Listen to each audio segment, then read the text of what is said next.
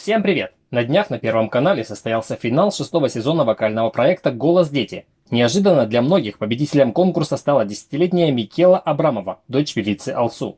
Зрители отдали за Микелу более 56% голосов, при том, что ее соперники Ержан Максим и Валерий Кузаков получили соответственно 27 и 15%. Учитывая высокие вокальные данные конкурсантов, занявших второе и третье места, такое соотношение голосов вызвало у зрителей подозрения в подтасовке результатов мероприятия. По правилам проекта «Голос дети» определение победителя в шоу осуществляется путем платного голосования зрителей через СМС или телефонные звонки. Скандал вокруг победителя 6-го сезона детского конкурса Микелы Абрамовой показал, что самое слабое место этого телевизионного проекта заключается именно в порядке подведения его итогов. А именно в том, что в нем побеждает не тот, кто лучше поет, а тот, у кого спонсоры круче. Вот скажи мне, американец, в чем сила? Разве в деньгах? Вот и брат говорит, что в деньгах. У тебя много денег, и чего? Я вот думаю, что сила в правде. У кого правда, тот и сильней. Вот ты обманул кого-то, денег нажил. И чего, ты сильнее стал? Нет, не стал. Потому что правды за тобой нет. А тот, кого обманул, за ним правда. Значит, он сильнее. Да? Да.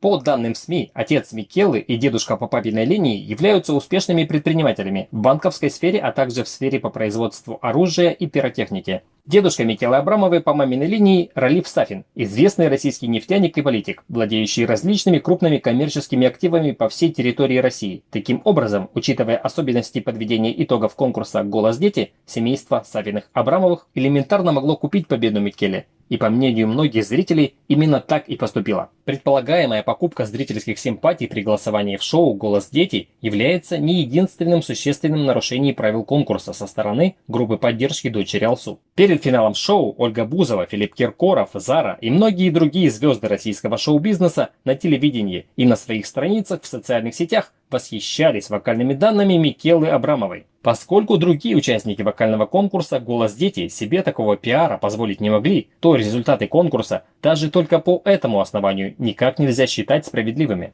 А у нее вот этот вот такой вот трогательный тембр голоса, узнаваем, как у мамы. Маму уже ни с кем не спутаешь. Это какая-то предвзятость и какая-то особый спрос. Если бы, вот, например, не знали бы никто, что Микеле дочка Алсу, да, то на нее бы по-другому смотрели, не так спрашивали с ребенка, как вот требуют сейчас, вот, да.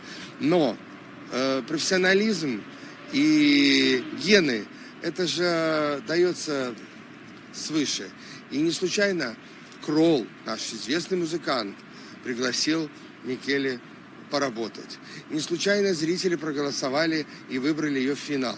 Не случайно сегодня у нее столько поклонников. Если бы организаторы поддержки Микелы в проекте «Голос дети» действовали не так самоуверенно, то, скорее всего, они бы избежали этого ужасного скандала. За дочь Алсу, которая по сравнению с другими финалистами, по мнению многих, обладает менее ярким вокалом, проголосовало 56% зрителей, а Ержан Максим, занявший в конкурсе второе место, получил в 2 раза меньше голосов. Группа поддержки дочери Алсу явно действовала наверняка, но элементарно перестаралась.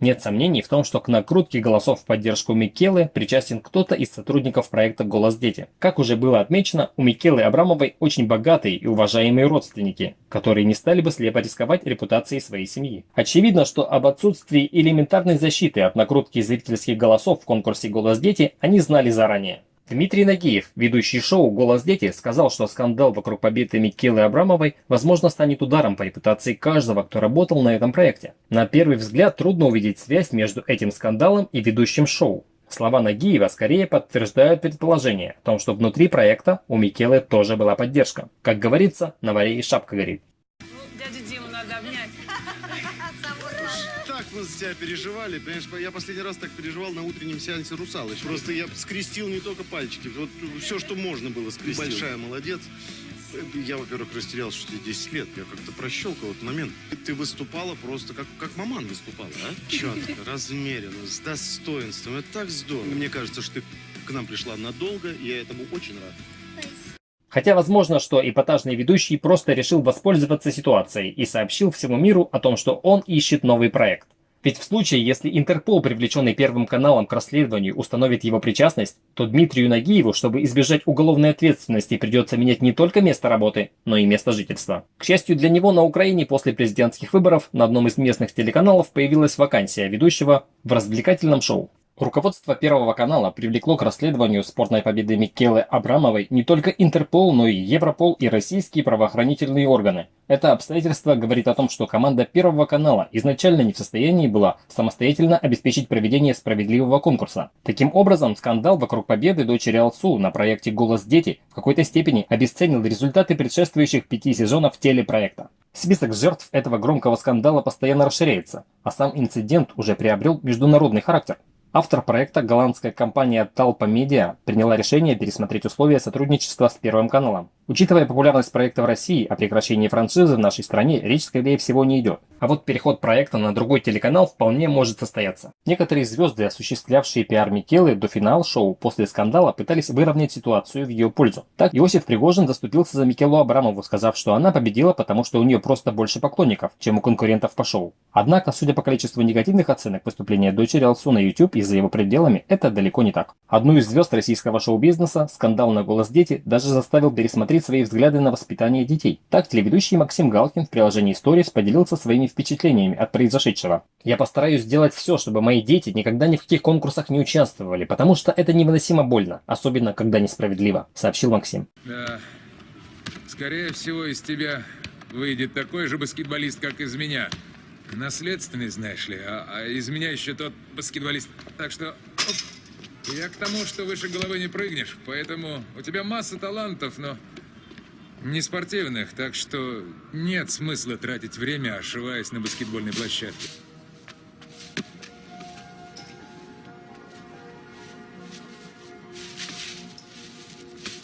Эй, не слушай никого, кто скажет, будто ты чего-то не можешь. Даже меня. Если есть мечта, оберегай ее. Люди, которые чего-то не могут, будут уверять, что и у тебя не выйдет. Поставил цель, добейся. И точка. Последствия роковой ошибки уже успела ощутить на себе лично певица Алсу, мама Микелы. Из-за ситуации на «Голос дети» она отстранена от участия в трансляции международного конкурса Евровидения 2019 на канале «Россия-1», где она должна была объявлять баллы от жюри в России. Да, если бы все сложилось у дочери на «Голос дети», то на Евровидении 2019 Алсу не только бы объявляла голоса, но и также продавала бы их тем участникам Евровидения, которые очень хотят победить. Если серьезно, то думаю, что у организаторов проекта «Голос дети» в России должен быть более профессиональный подход к своей работе. И дело здесь не столько в имидже страны, сколько в контингенте участников. Ведь ошибаются взрослые, а страдают дети. Однако, какие бы меры не были приняты, полной справедливости итогов конкурса они не обеспечат. Дочь Алсу обязана своей победе в проекте в большей степени агрессивной кампании в социальных сетях, проведенной в ее поддержку звездами эстрады, которые даже выкладывали для своих подписчиков подробные инструкции для голосования в финале «Голос дети». Обо всех ухищрениях, на которые люди готовы ради победы, заранее догадаться нельзя. Друзья, а как вы думаете, стоит ли проводить подобные детские конкурсы в России, или ради сохранения детской психики от них лучше отказаться? Подписывайтесь на канал «Обо всем с юмором» и будьте в курсе новостей шоу-бизнеса с долей авторского юмора. Спасибо за внимание. Пока.